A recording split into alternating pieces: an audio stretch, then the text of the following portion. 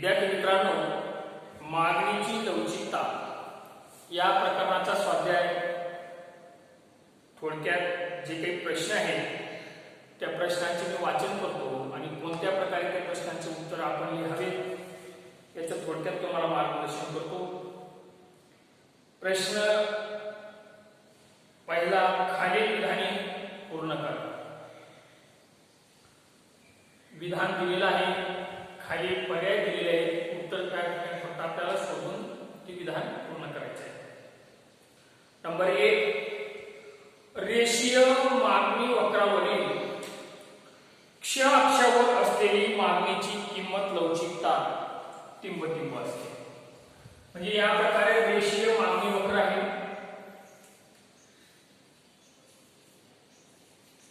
आणि या क्ष अक्षावर म्हणजे या ठिकाणची मागणीची लवचिकता कोणत्या प्रकारची आहे ते आपल्याला विचारायचे आहे. तर या ठिकाणी तुम्हाला सूत्र माहित असलं पाहिजे विद्यार्थी मित्रांनो. सूत्र आहे बिंदूची लवचिकता बरोबर बिंदूपासूनचे खालचे अंतर भागिले बिंदूपासूनचे वरचे अंतर. तर बिंदूपासूनचे खालचे अंतर 0 आहे, तर बिंदूपासूनचे वरचे अंतर म्हणजे ही क आणि ब रेषा म्हणजे 0 भागिले जे काही हे अंतर असेल. समजा पुस्तकात आपल्याला उत्तर येईल साधारणतः 0. म्हणजे रेषीय मागणी वक्रावरील क्ष अक्षावर असलेली मागणीची किंमत लवचिकता क्ष अक्षावरच्या बिंदूची ही 0 येते. तर उत्तर तिथं क 0. नंबर 2, रेषीय मागणी वक्रावरील य अक्षावर असलेली मागणीची किंमत लवचिकता टिंबटिंब. आता य अक्षावर म्हणजे क. परत एकदा सूत्र तुम्हाला आठवण करून देतो. क बिंदूची लवचिकता बरोबर क बिंदूपासूनचे खालचे अंतर म्हणजे 8 मीटर आपण गृहीत धरलेले खालचे अंतर भागिले क बिंदूपासूनचे वरचे अंतर. वरचे अंतर साधारणतः नाही क जी क म्हणजे या ठिकाणी वस्तूच्या किमतीत जर थोड्याफार प्रमाणातही बदल झाला तर मागणी अनंत पटीने बदल होतो. म्हणून मागणीची लवचिकता ही साधारणतः अनंत लवचिक असते. म्हणजे किमतीत जरी बदल नाही झाला किंवा थोड्याफार प्रमाणात बदल झाला तरी मागणीत मोठ्या प्रमाणात बदल होत असेल, अनंत पटीने बदल होत असेल, त्यावेळेस मागणीची लवचिकता य बिंदू किंवा य अक्षावर क बिंदूच्या ठिकाणी अनंत लवचिक असते. म्हणून उत्तर येईल क या ठिकाणी पर्याय क अनंत लवचिक. नंबर 3, क्ष अक्षास समांतर असलेला किंमत लवचिकतेचा मागणी वक्र टिंबटिंब. तर आपण किंमत लवचिकतेचे प्रकार अभ्यास मित्रांनो 5. तर या ठिकाणी विचारलेला आहे क्ष अक्षाला म्हणजे या प्रकारचा मागणी वक्र म या क्ष अक्षाला. तर क्ष अक्षाचा मागणी वक्र जो आहे तो साधारणतः संपूर्ण लवचिक मागणी दर्शवतो किंवा अनंत लवचिक मागणी दर्शवतो. हे उत्तर येईल. तर त्या ठिकाणी उत्तराचा पर्याय अ संपूर्ण लवचिक मागणी. नंबर 4, किमतीतील बदलापेक्षा जेव्हा मागणीतील बदलाचे प्रमाण जास्त असते तेव्हा असणारा मागणी वक्र. म्हणजे किमतीतील बदलापेक्षा मागणीतील बदल जास्त आहे. या प्रकारचा जो पसरट येतो म्हणजे हे किमतीतील बदल कमी आणि मागणीतील बदल जास्त. त्यावेळेस मागणी वक्र हा साधारणतः पसरट असतो, अधिक लवचिक किंवा जास्त लवचिक तो दर्शवतो. तर या ठिकाणी उत्तर मित्रांनो अ पर्याय दिलेला आहे पसरट. म्हणजे या प्रकारे मागणी वक्र हा साधारणतः पसरट असतो, अधिक लवचिक किंवा जेव्हा किमतीपेक्षा मागणीतील बदल जास्त असतो. नंबर 5, ईडी बरोबर 0 म्हणजे मागणीची लवचिकता बरोबर 0 हा अनुभव येणाऱ्या वस्तू. तर या ठिकाणी थोडी मला शंका वाटते पुस्तकाच्या बाबतीत. 2 पर्याय दिलेले जीवनावश्यक वस्तू आणि अत्यावश्यक वस्तू. समानार्थी शब्द वाटतोय. जीवनावश्यक वस्तू म्हणजे मीठ. मिठाची मागणी सुद्धा अलौकिक असते. किंवा ताठर असते आणि अत्यावश्यक वस्तूमध्ये सुद्धा मीठ येतं किंवा औषध उपचारासाठी जे काही घटक येतात किंवा ज्या वस्तू येतात एखाद्या आजारी व्यक्तीला इंजेक्शन असेल गोळ्या औषध असेल तर ते अत्यावश्यक वस्तू आहे तर त्या वस्तूंच्या किमतीत जरी बदल झाला तरी मागणीत बदल होत नाही म्हणून या दोन्ही पर्याय साधारणतः समान वाटणारे जीवनावश्यक वस्तू आणि अत्यावश्यक वस्तू ठीक आहे मित्रांनो तर या दोन्ही वस्तूंच्या बाबतीत मागणीची लवचिकता ही अलवचिक असते नंबर 2 योग्य अर्थशास्त्रीय परिभाषिक शब्द सुचवा त्यात नंबर 1 फक्त उत्पादनातील बदलाचा परिणाम म्हणून मागणीत घडून येणारा बदल म्हणजे उत्पन्नात बदल झाल्यानंतर मागणीत घडून येणारा बदल म्हणजे मागणीची उत्पन्न लवचिकता म्हणजे मागणीच्या लवचिकतेचे जे काही प्रकार आहेत त्या प्रकारातील उत्पन्नात बदल झाला असता मागणीत जो बदल होतो इतर घटकांच्या स्थिर असतील तर त्यावेळेस मागणीची लवचिकता ही उत्पन्न लवचिकता असते म्हणून मागणीची उत्पन्न लवचिकता एवढा शब्द उत्तर नंबर 2 एका वस्तूच्या किमतीतील बदलाचा अन्य वस्तूंच्या मागणीत घडून येणाऱ्या बदलाचा परिणाम म्हणजे एका वस्तूच्या किमतीत बदल झाला असता दुसऱ्या वस्तूच्या मागणीत जो बदल होतो म्हणजे पर्याय वस्तू आणि पूरक वस्तूंच्या बाबतीत असं आपण इथं समजूया तर त्यावेळेस एका वस्तूच्या किमतीत बदल झाला असता दुसऱ्या वस्तूच्या मागणीत जर बदल होत असतील तर त्यावेळेस मागणीची लवचिकता ही छेदक लवचिकता असते म्हणून उत्तर येईल मित्रांनो मागणीची छेदक लवचिकता नंबर 3 किमतीतील बदलामुळे वस्तूंच्या मागणीत घडून येणारा बदल इतर घटक स्थिर आहेत वस्तूच्या किमतीत बदल झाला असता वस्तूच्या मागणीत जो बदल होतो तर उत्तर येईल मागणीची किंमत लवचिकता नंबर 4 मागणीतील अनंत बदलामुळे होणारी लवचिकता मागणीतील अनंत बदलामुळे होणारी लवचिकता तर या ठिकाणी संपूर्ण लवचिक मागणी किंवा अनंत लवचिक मागणी हे उत्तर येईल नंबर 5 किमतीतील शेकडा बदलाच्या प्रमाणा इतकीच वस्तूच्या मागणीत शेकडा बदल घडणारी लवचिकता म्हणजे किमतीतील बदलाचं प्रमाण आणि मागणीतील बदलाच्या प्रमाणाच्या सारखे जसे असेल तर म्हणणं आहे प्रमाणा इतकीच वस्तूच्या मागणीत शेकडा बदल घडणारी लवचिकता म्हणजे एकक लवचिक मागणी किंवा मागणीची लवचिकता बरोबर 1 हे उत्तर या ठिकाणी येईल प्रश्न क्रमांक 3 आहे मित्रांनो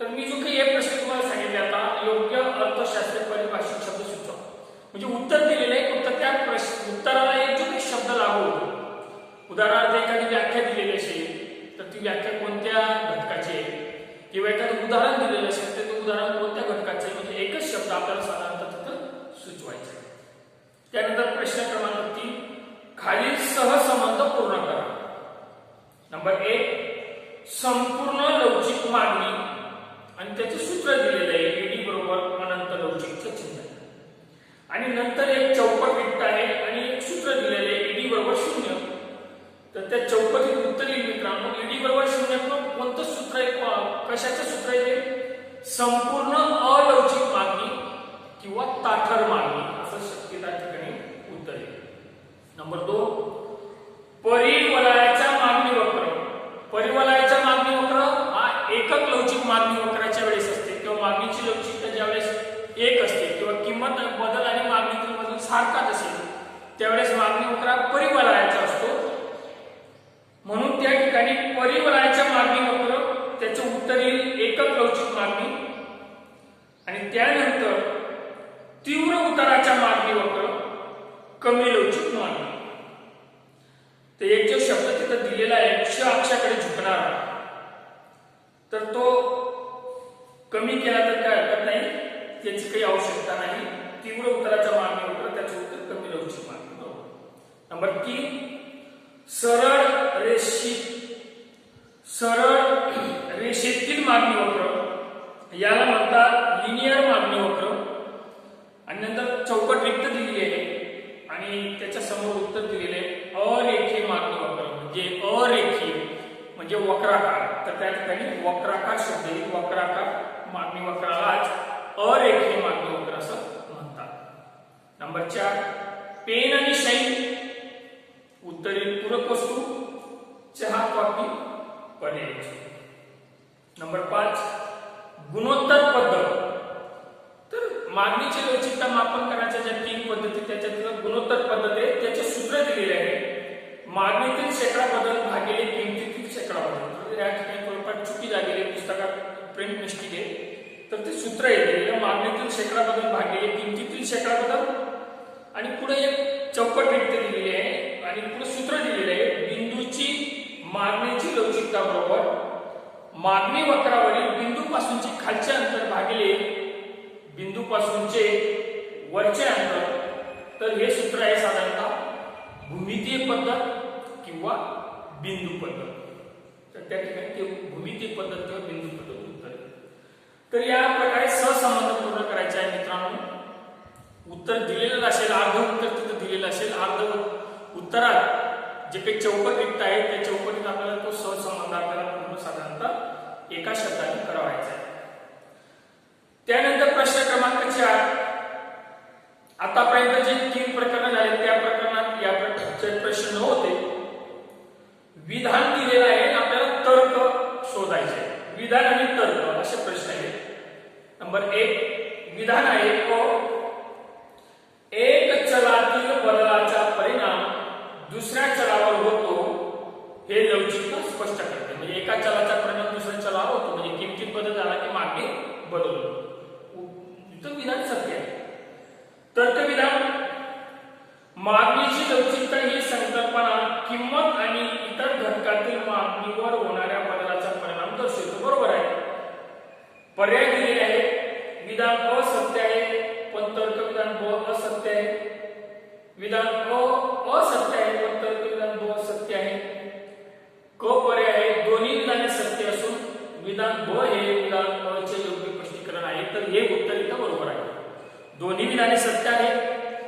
अ चे स्पष्टीकरण ब विधान हे करीत आहे. तर या प्रकारे मित्रांनो आपल्याला उत्तर शोधायचे म्हणजे कोणतं विधान सत्य आहे त्या विधानाचे तर्क कोणता बरोबर आहे.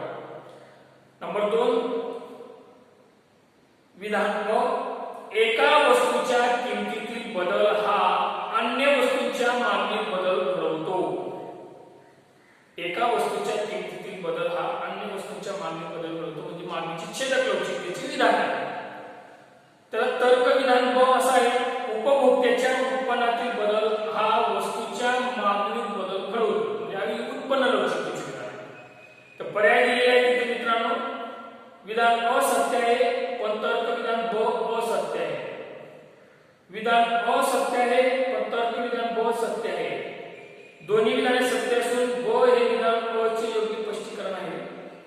दोन्ही विधाने सत्य असून ब हे विधान अ चे योग्य स्पष्टीकरण नाही. तर ड हे विधान बरोबर आहे. कारण की दोन्ही विधाने सत्य आहेत. एक मागणीची छेदक लवचिकता दुसरी मागणीची उत्पन्न लवचिकता विधान बरोबर आहे. म्हणून दोन्ही विधाने सत्य असून विधान ब हे अ चे योग्य स्पष्टीकरण नाही म्हणजे छेदक लवचिकतेचे ते स्पष्टीकरण नाही, उत्पन्न लवचिकतेचे स्पष्टीकरण नाही. म्हणून ड हे उत्तर तिथं बरोबर आहे. नंबर 3 विधान अ कमी लवचिकतेमध्ये किमतीची लवचिकता ही एकापेक्षा कमी असते. विधान बरोबर आहे.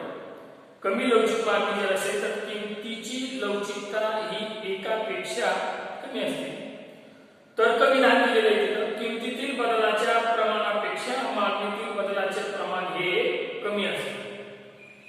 म्हणजे किमतीतील बदलाच्या प्रमाणापेक्षा मागणीतील बदलाचे प्रमाण हे कमी असते. तर विधान हे बरोबर आहे. त्यानंतर उत्तर दिलेले अ विधानामध्ये विधान असत्य आहे पण तर्क विधान ब असत्य आहे. ब विधान असत्य आहे पण तर्क विधान ब सत्य आहे. हे पण उत्तर नाही. नंबर 3 क दोन्ही विधाने सत्य असून ब हे विधान अ चे योग्य स्पष्टीकरण आहे. तर हे विधान बरोबर आहे. ड दोन्ही विधाने सत्य असून विधान ब हे विधान अ चे योग्य स्पष्टीकरण नाही. तर क विधान जे काही बरोबर आहे क पर्याय बरोबर आहे. त्यानंतर मित्रांनो प्रश्न क्रमांक 5 फरक स्पष्ट करा जो 2 मार्काला तुम्हाला येतो परीक्षेला. अधिक लवचिक मागणी आणि कमी लवचिक मागणी. तर अधिक लवचिक मागणी म्हणजे काय? किमतीतील बदलापेक्षा मागणीतील बदल जर जास्त असेल तर त्यावेळेस मागणीची लवचिकता अधिक लवचिक मागणी वक्र हा साधारणतः पसरट असतो. बाजारात क्वचित ही परिस्थिती साधारणतः आढळून येते. अधिक लवचिक मागणीचे उत्तर साधारणतः एकापेक्षा जास्त असतात. त्यानंतर कमी लवचिक मागणी. कमी लवचिक मागणीची व्याख्या किंवा विधान असं आहे की किमतीतील शेकडा बदलाच्या प्रमाणापेक्षा मागणीतील शेकडा बदलाचे प्रमाण जर कमी असेल तर त्यावेळेस मागणीची लवचिकता कमी लवचिक असते. कमी लवचिक मागणीचा वक्र साधारणतः तीव्र उताराचा असतो आणि त्याचे उत्तर हे एकापेक्षा कमी असते. तर बाजारात सुद्धा क्वचित ही परिस्थिती आढळून येते. या प्रकारचा फरक आपल्याला दोन मुद्द्यांच्या आधारे सांगायचा आहे. त्यानंतर संपूर्ण लवचिक मागणी आणि संपूर्ण अलवचिक मागणी. संपूर्ण लवचिक मागणी म्हणजे किमतीत बदल झाला किंवा नाही झाला किंवा क्वचित बदल झाला असता मागणीत मोठ्या प्रमाणात बदल होतो, अनंत पटीने बदल होतो, त्यावेळेस मागणीची लवचिकता संपूर्ण लवचिक असते. त्यावेळेस मागणी वक्र अक्ष अक्षाला समांतर असतो आणि सूत्ररूपाने साधारणतः ईडी बरोबर या प्रकारचे चिन्ह आहे. अनंत लवचिक मागणी. आणि संपूर्ण अलवचिक मागणी किमतीत कितीही बदल झाला असता मागणीत अजिबात बदल होत नसेल त्यावेळेस मागणीची लवचिकता ताठर असते किंवा संपूर्ण अलवचिक असते. त्यावेळेस मागणी वक्र हा साधारणतः या अक्षाला तो समांतर असतो.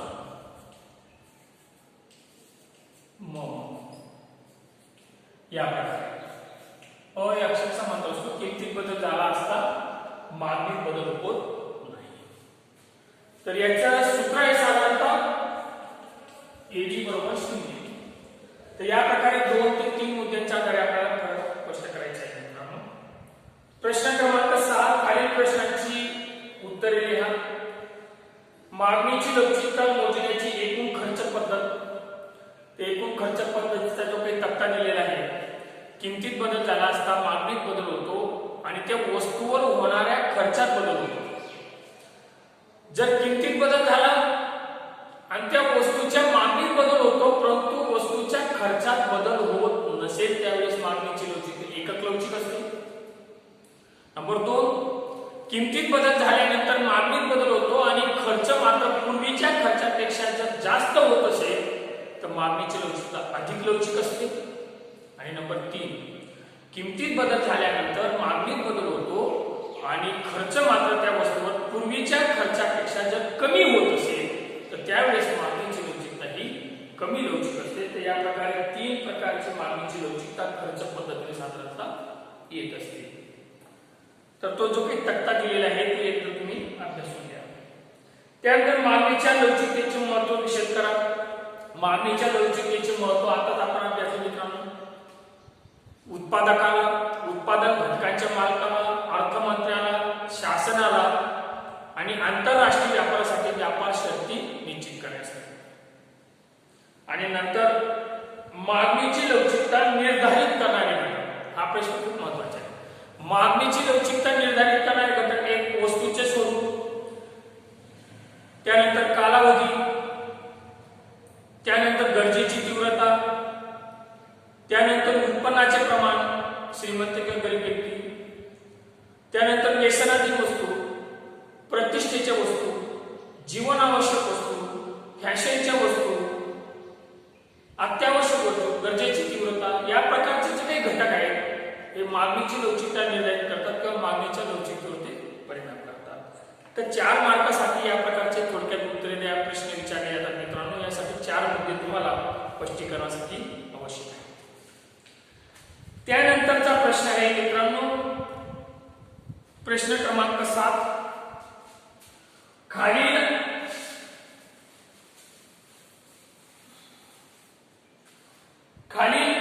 आकृतीचे निरीक्षण करा आणि प्रश्नांची उत्तरे लिहा. आकृत्या दिलेल्या आहेत.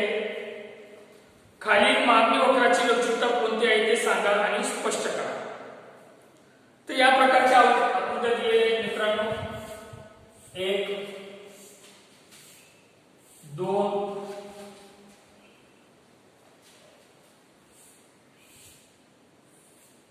3 आणि नंबर 4.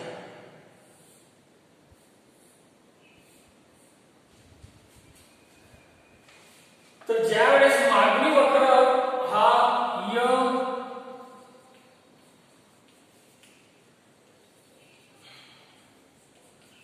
अक्षाला समांतर असतो, त्यावेळेस मागणीची लवचिकता ही संपूर्ण अलवचिक असते. म्हणून या ठिकाणी उत्तर संपूर्ण अलवचिक मागणी होतं. या ठिकाणी ज्या वेळेस मागणी वक्र हा या क्ष अक्षाला समांतर असतो, म्हणजे क्ष अक्षाला समांतर असतो, त्यावेळेस मागणीची लवचिकता ही संपूर्ण लवचिक व अनंत लवचिक असते. त्यानंतर तिसरी आकृती, किमतीतील बदल, म्हणजे हा किमतीतील बदल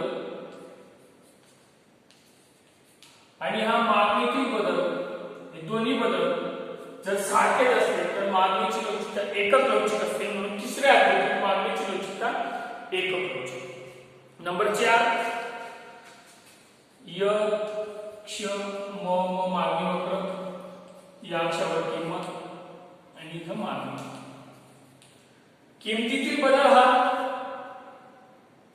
क पासून क1 आणि मागणीतील बदल न पासून न1. किमतीतील बदलापेक्षा मागणीतील बदल जास्त आहे, त्यावेळेस मागणीची लवचिकता अधिक लवचिक असते किंवा एकापेक्षा जास्त असते. ती या प्रकारची उत्तरे येतील मित्रांनो. संपूर्ण अलवचिक, संपूर्ण लवचिक, एकक लवचिक आणि अधिक लवचिक. त्यानंतर दुसरा प्रश्न आहे, आकृतीमधील मम हा रेषीय मागणी वक्र आहे. आकृतीच्या आधारावर खालील ज्ञान सत्य की असत्य ते या त्याची कार्य सूचित करा.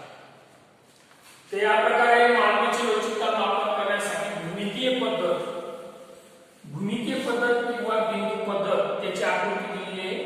मागणी वक्र हा रेषीय आहे आणि या रेषीय मागणी वक्राच्या ठिकाणी साधारणतः कोणत्या बिंदूला कोणत्या प्रकारची मागणीची लवचिकता असते. क आणि ब रेषा आहे आणि इथे बिंदू दिलेले आहेत मित्रांनो. म1, म2, म3 आणि साधारणतः म4 या प्रकारचे बिंदू आहेत. तर आपल्याला याचं अगोदर सूत्र माहिती असलं पाहिजे. बिंदूची लवचिकता बरोबर बिंदू पासूनचे खालचे अंतर भागिले बिंदू पासूनचे वरचे अंतर. मग सेंटरचा जो काही बिंदू आहे म2, याची लवचिकता 1 असते. त्यानंतर म या ठिकाणची लवचिकता अनंत लवचिक असते.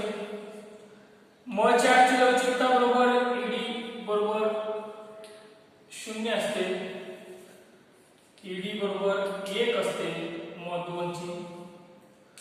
आता इथं म1 आणि म3 बिंदू पासूनचे खालचे अंतर म्हणजे म1 ते ब अंतर जास्त आहे आणि बिंदू पासूनचे वरचे अंतर म्हणजे म1 ते क. म्हणून मागणीची लवचिकता इथं ईडी बरोबर 1 पेक्षा जास्त आणि ही 1 पेक्षा कमी. ते या ठिकाणी विधाने आहेत मित्रांनो, ते वाचन करतो मी. एक म3 या बिंदूवर मागणी अधिक लवचिक असते, तरी विधान चुकीचे आहे. इथं मागणीची लवचिकता कमी लवचिक असते. त्यानंतर म1 या बिंदूवर मागणी एकच लवचिक असते. हे सुद्धा विधान चुकीचे आहे. म2 हा सेंटर मध्ये आहे, मध्यभागी आहे, तर त्याची लवचिकता ही एकच लवचिक असते. म्हणून म1 या बिंदूवर मागणी एकच लवचिक असते, हे सुद्धा चुकीचे आहे. नंबर 3, म2 या बिंदूवर मागणी कमी लवचिक असते. म2 हा सेंटर मध्ये येतो, मध्यभागी येतो, तर या ठिकाणी एकच लवचिक असते. म्हणून म2 या बिंदूवर मागणी कमी लवचिक असते, तर नाही, तर त्या ठिकाणी मागणी एकक लवचिक असते, ईडी बरोबर 1. आणि नंबर 4, म या बिंदूवर मागणी संपूर्ण लवचिक असते. ते एक जण बरोबर आहे, संपूर्ण लवचिक किंवा अनंत लवचिक असते. तर या प्रकारे मित्रांनो मागणीची लवचिकता या प्रकरणात स्वाध्याय सुद्धा आपण पूर्ण केलेला आहे. प्रत्येकदा पुस्तकात डिटेल अभ्यास करा, माझे व्हिडिओ पहा. पुस्तकात माझ्या थोडक्यात वाचण्यात आलेले आहे. मागणीची लवचिकता मापन करण्याची जी त्याचे ते उदाहरण दिलेले आहेत या प्रकारचे रेषीय मागणी वक्र. तर त्या थोडक्यात करेक्शन मला वाटतं आहे ते तुम्ही एकदा परत PDF च्या साहाय्याने तुमच्याकडे पुस्तक आहे, पुस्तकाचा अभ्यास करा. एकच गोष्ट मात्र या ठिकाणी लक्षात ठेवा, बिंदू पासून चे खालचे अंतर भागिले बिंदू पासूनचे वरचे अंतर. मग मागणीची लवचिकता मापन करायची असेल कोणत्याही बिंदूची तर सूत्र लक्षात घ्या, बिंदू पासूनचे खालचे अंतर भागिले बिंदू पासूनचे वरचे अंतर. खालचे अंतर जास्त असेल तर अधिक लवचिक आणि वरचे अंतर जर जास्त असेल तर कमी लवचिक. तर ठीक आहे मित्रांनो, जर तुम्हाला या प्रकरणात अजून काही समस्या असेल तर निश्चितच मला विचारणा करा, माझ्या व्हॉट्सअपद्वारे किंवा कॉल करून तुमची समस्येचे निराकरण केलं जाईल. ठीक आहे मित्रांनो.